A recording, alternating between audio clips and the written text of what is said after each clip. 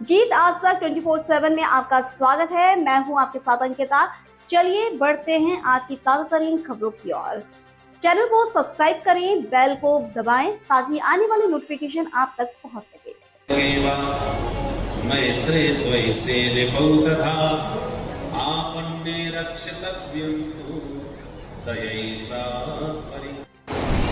बरसात हुई, जितने बर्तन थे सब भर गए, बरसात में भरे जाते, लोटा भी भर गया, बाल्टी भी भर गई और ड्रम भी भर गया। इतनी जोरदार बरसात है। अब पात्र तो भर गए पानी से बरसात में, बाल्टी को कितना सारा पानी दे दिया, हमको तो बहुत ही कम मिला। तो जरा विचार करके देख लो, इसमें बरसात का दोष है कि पात्र का? अरे भैया, बरसात तो सबके ऊपर बराबर बराबर हुई थी।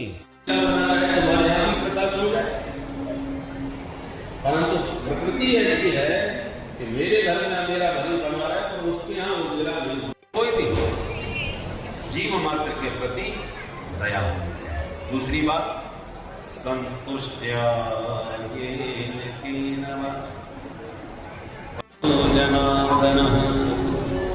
जनार्दन आशुतुष्यति। भगवान शीघ्र प्रसन्न हो जाएंगे। कब? सर्वभूतेषु दयया। जीव मात्र के प्रति आपके मन में दया। प्रसन्न स्वयं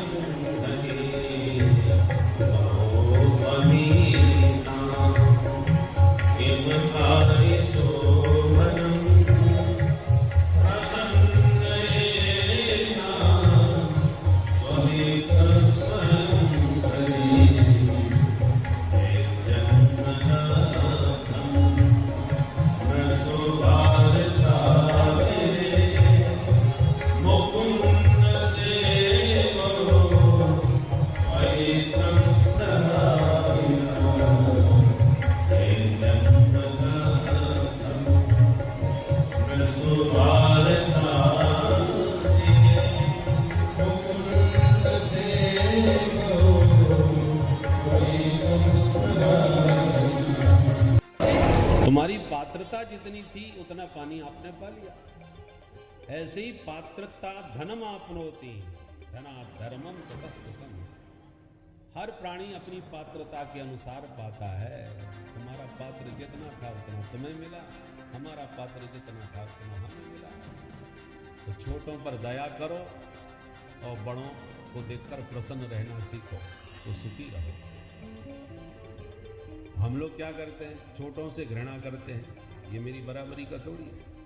उसे नफरत करते हैं, तुच्छ आदमी है।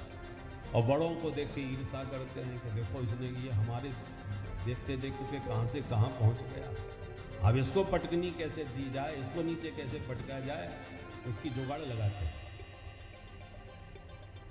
हमारे घर में अंधेरा है, इसका हमें कोई कष्ट नहीं है, पर पड़ोसी का दीपक क्यों जल रहा है उसके। जनार्दन आशुतुष्यति।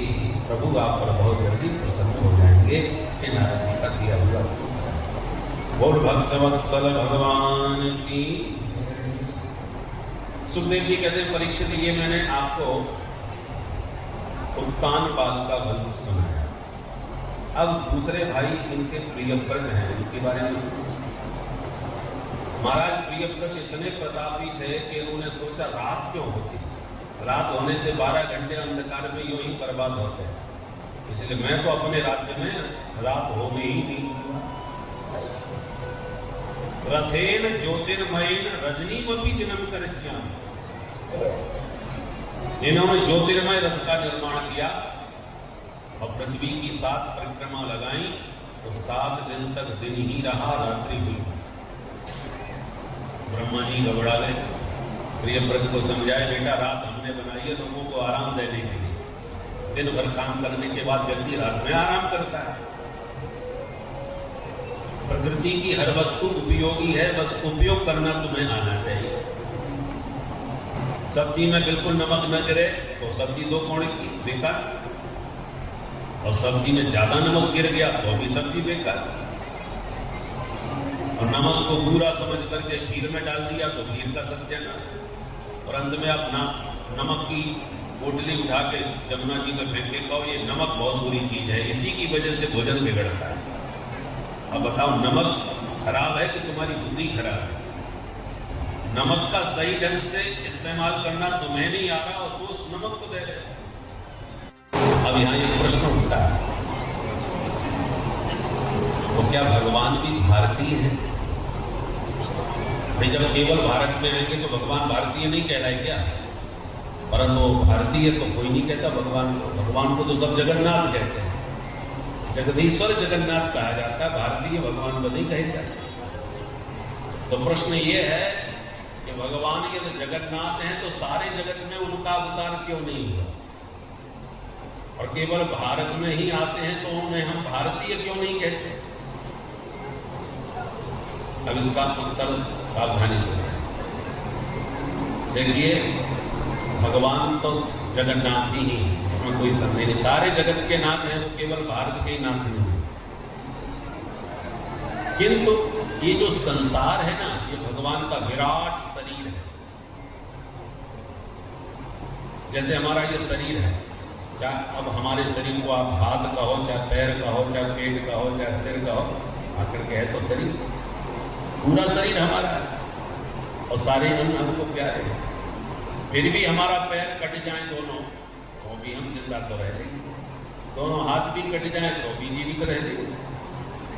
किंतु हार्ट अटैक हो जाए तो, हृदय की धड़कन रुक जाए तो, भले ही पूरा शरीर कितना भी स्वस्थ दिखाई पड़े पर हृदय गति अवरुद्ध होते ही सारा जीवन लीला समाप्त, शरीर समाप्त। उसी प्रकार संपूर्ण संसार भगवान का शरीर है, किंतु भारत भूमि भगवान का हृदय है। और भारत के हृदय में धर्म की धड़कन धड़कती रहे तो सारे विश्व में धर्म का संचार होता रहेगा। और भारत पढ़ते हैं तो सरस्वती को भी डर लगता है दूर का अनर्थ न कर दे हमारे किसी विषय का। अंत में नारद जी ने पुरंजरोपाख्यान के द्वारा आत्म तत्व का रहस्य प्राचीन बंधु को बताया। जीवात्मा और परमात्मा दो मित्र हैं। जीवात्मा का नाम है पुरंजन, परमात्मा का नाम है अभिज्ञात। अभिज्ञात अभिज्ञात का मतलब जो सर्वज्ञ हो, सब कुछ जानता हो, तो ईश्वर सर्वज्ञ है। और जीव का नाम पुरंजन क्यों है? पुरीम जनयति इति पुरंजन। ये अपने कर्मानुसार 84 लाख पुरियों में जन्म लेता फिरता है, इसलिए हम सब जितने बैठे हैं सब पुरंजन हैं। विविध पुरियों में हमारा जन्म होता है। अब जीव जब परमात्मा से घूमने की इच्छा लेकर के संसार में भ्रमण करने आया तो भवाटिनी में भटक गया और भगवान को भूल गया। तब भगवान ही एक संत का वेश बना करके आते हैं और जीव को समझाते हैं, सद्गुरु के रूप में पधारते हैं। इसलिए गुरु साक्षात परब्रह्म, गुरु गोविंद में कोई अंतर नहीं मानना चाहिए। परमात्मा है वो निराकार ब्रह्म है और जो गुरु जी हैं वो निराकार ब्रह्म है। गुरु कौन है? निराकार, नर के आकार का ब्रह्म है। और जो ईश्वर है वो निराकार, बिना आकार, व्यापक ब्रह्म है। गुरु जी आके समझाते हैं जीव को कि माया को पुजारी आगे की कुछ खबर है, इस घर से और बढ़कर एक दूसरा भी घर है। अपने वास्तविक घर चलो, ये घर तो मिलते जुलते बिछुड़ने वाले हैं। तब गुरु की आज्ञा में, उनके मार्गदर्शन से ये जीव भवाटिनी से निकलकर अपने वास्तविक स्वरूप को प्राप्त कर लेता है। यही पुरंजरोपाख्यान का सार है। और भक्तवत्सल भगवान की प्राचीन खबरों की ओर चैनल को सब्सक्राइब करें, बेल को दबाएं ताकि आने वाली नोटिफिकेशन आप तक